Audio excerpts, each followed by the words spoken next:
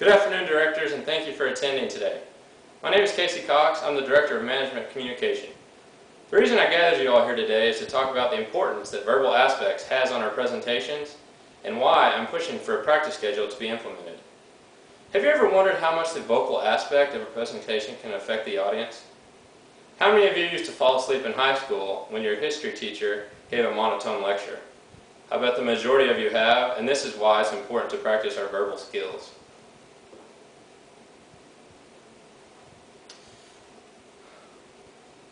My team and I have performed research and shows practicing our presentations will lead to a 50% increase in communication performance. Keeping that in mind, here are some of the things I want to convey to you today. Number one, what presentations mean to the company and how they are important. Number two, why practice makes perfect. And lastly, number three, to implement my basic verbal communication strategy of VIE. V in French translates to life. So if we want to be full of life in our audience, we must master this acronym.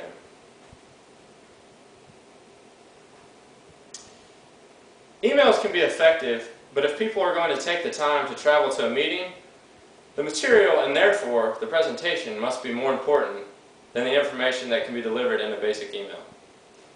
My second point here regards expectations. The audience expects the message to be delivered clearly and to the point.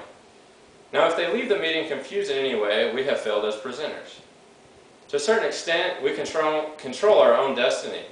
The stakes are high, so I would argue that presentations that we deliver to our customers are of the utmost importance to our company, and therefore another reason why we should practice.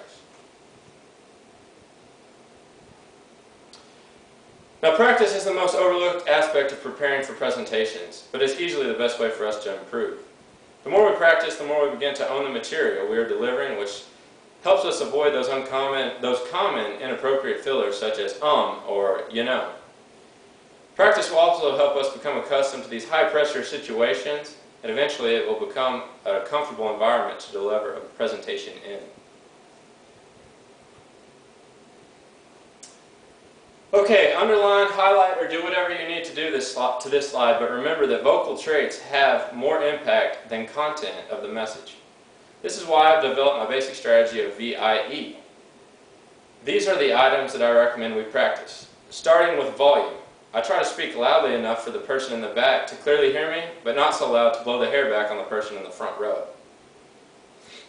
For intonation, I try to avoid being monotone like that old history teacher. Try changing the pitch in your voice from time to time. Now, my biggest tip for enunciation is to avoid squeezing words together. For instance, say going to as opposed to gonna.